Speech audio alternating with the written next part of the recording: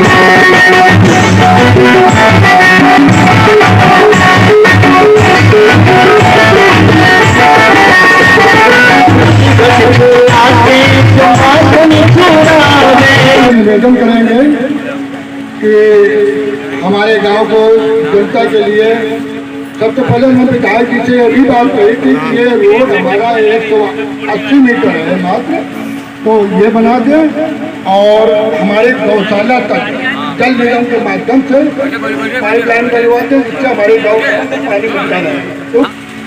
जय जय श्री राम, जय जय श्री राम। नसरापुर गांव में पिछले कई दिनों से चल रही भागवत कथा का आप सभी उपस्थित, हमारी सभी माताएं, सभी बहनें, सभी हमारे बड़े बुजुर्ग और हमारे नौजवान साथी सभी मिलकर के इसका श्रवण कर रहे हैं, इसका अनुसरण भी करेंगे, इसी अपेक्षा है आप सभी से।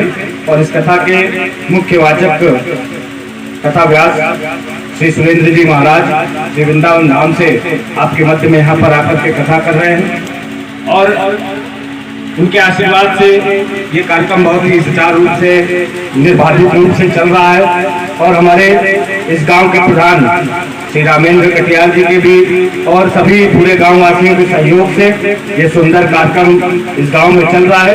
और इसके पहले भी 2 बार इस गांव के कार्यक्रमों में मुझे आने का अवसर आपके माध्यम से मिला है। कथा निर्बाध रूप से चलती रहे, मैं बाधक नहीं बनना चाहता, बहुत जल्दी बात को समाप्त करूंगा। इस कार्यक्रम के प्रमुख रूप से आशीर्वाद से आज ये दिन देखने को हम लोगों को मिलता है, चाहे हम विधायक हो चाहे कोई और हो, जिसकी कृपा, जिस पर आपकी कृपा हो जाती है वही विधायक बनता है, वही प्रधान बनता है, वही सांसद बनता है। और जैसा कि अभी एक शब्द हमारे महाराज जी की, पूज्य महाराज जी की तरफ से भी इस्तेमाल किया गया कि प्रजा, तो यहाँ पर पूज्य महाराज जी क्षमा प्रार्थी हूँ कि हमारी प्रजा नहीं है और ना हम यहाँ के राजा हैं। राजा तो आप हैं जो हमको बनाते हैं, तो आपके हाथ में हमारी तकदीर होती है, हमारी तकदीर का फैसला आप करते हैं, हम आपकी तकदीर का फैसला नहीं कर सकते। हम तो आपके आदेशानुसार जो भी हमको सरकार की व्यवस्थाएं मिलती है और आप तक पहुंचाना हमारी जिम्मेदारी होती है। तो सरकारी व्यवस्थाएं आपके लिए बनी है, सरकार की योजनाएं आपके लिए बनी है, वो आप तक पहुंचाना हमारी जिम्मेदारी है। हम सब तक नहीं पहुंच सकते, इसके नीचे एक इकाई बनती है, सबसे ऊपर सांसद होता है, विधायक होता है, फिर इसके नीचे ब्लॉक प्रमुख, फिर जिला पंचायत के सदस्य, फिर ग्राम के प्रधान। तो इस तरह से अगर आपकी कोई समस्या सबसे पहले आप अपने ग्राम प्रधान को बताते हैं, उसके माध्यम से सही नहीं होती है या पूरी नहीं हो पाती है, तो निश्चित रूप से आप ऊपर की तरफ जाते हैं। कई लोग सीधे भी हमसे संपर्क करते हैं, तो उनकी भी समस्या समाधान करने का हम लोग पूरा प्रयास करते हैं। आज वर्तमान में क्योंकि धार्मिक मंच है, राजनीतिक बातचीत करने से कोई हल नहीं करता, लेकिन क्योंकि वर्तमान जो हमारी सरकार है वो आप लोगों के लिए इतना ज्यादा समर्पित है, इतना ज्यादा प्रयास कर रही है कि जितनी भी आपके योग्य सरकार की योजनाएं और रचनाएं हैं वो आपके हित में किस तरीके से काम आ सके, ये सरकार के लिए निरंतर चिंता का विषय बना रहता है। और इसी का परिणाम है कि 2 साल अभी हमारे चुनाव को हुए, 2 साल हमारे विधायक बने हुए, लेकिन एक भी दिन हमारे लिए घर में बैठना मुश्किल होता है। एक भी दिन बैठना मुश्किल इसलिए होता है क्योंकि हमारी सीमा गंगवापुर से शुरू होती है और मंदना तक चलती है। 215 ग्राम पंचायतों के लगभग 1000 से ज्यादा गांव है, तो ये निश्चित मानिए कि अगर आपके गांव में है तो बाकी के जो 214 ग्राम पंचायतें, तो उनको ये लगता होगा कि विधायक जी कहाँ है, पता नहीं है। तो निश्चित रूप से आपको ये सोचना होगा कि हम लोग कहीं ना कहीं जरूर होते हैं और फोन हमेशा अवेलेबल रहता है, भले ही उठे ना, लेकिन पूरा प्रयास ये रहता है कि रात के 10 बजे से पहले एक कॉल का जवाब, एक प्रश्न का जवाब, उत्तर जवाब उसका और उसका हल आप तक पहुंचाने का प्रयास किया जाए। आपके द्वारा बताई गई थी, लेकिन किसी कारण से वो हमारे पास 125 मीटर के ऊपर चढ़ी हुई है। मैं उसको संशोधित करा करके हमारे 50 गांवों की लगभग 2.5 करोड़ से ऊपर की सड़कें हमने इस विधानसभा क्षेत्र की 200 पंचायत ग्राम पंचायतों में से 50 ग्राम पंचायतों की पास करी है। और निश्चित रूप से ये मान करके चलिए गर्मी से पहले लगभग सभी में काम भी शुरू हो जाएगा, होली से पहले काम शुरू हो जाएगा और पूरा बहुत ज्यादा देर होगी, तो ये मान करके चलिए कि मई तक हर हाल में ये सड़कें आपको उपलब्ध हो जाएंगी, ताकि आप इस पे चल करके, क्योंकि यहाँ प्राइमरी स्कूल तक का मार्ग पूरा कच्चा है, हमने देखा भी है, उसकी आवश्यकता है। बरसात के दिनों में यहाँ कीचड़ हो जाता होगा, लोग फिसल करके गिरते भी होंगे और बच्चों को भी असुविधा होती होगी।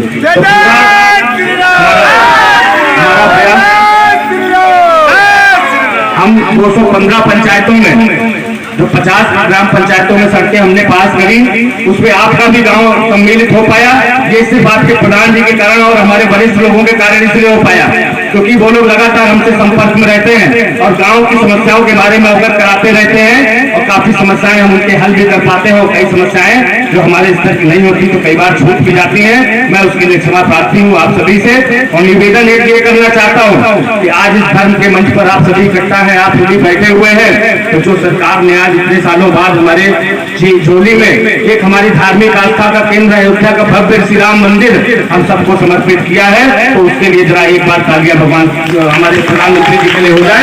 और मुझे आशा है जी के सरल स्वभाव से आप सभी को ही सबका महत्व देकर के छोटी सी बात में उन्होंने बहुत कुछ कह दिया है। साधु भाइयों के लिए इतना कीमती समय यहाँ श्रीमद् भागवत महापुराण के मध्य में आपकी जो समस्या थी भागवत जी का दर्शन भी हो गया, आपका समस्या का समाधान भी हो गया। देखिए शास्त्र का नियम है धर्मो रक्षति रक्षिता, अगर आप धर्म की रक्षा करेंगे तो धर्म आपकी रक्षा करेगा, आप इनका सहयोग करेंगे तो ये आपका सहयोग करेंगे। ऐसे सुंदर से सरल स्वभाव विधायक जी के एक बार जोरदार सभी लोग तालियां बजाएं। वृंदावन बिहारी लाल की जय।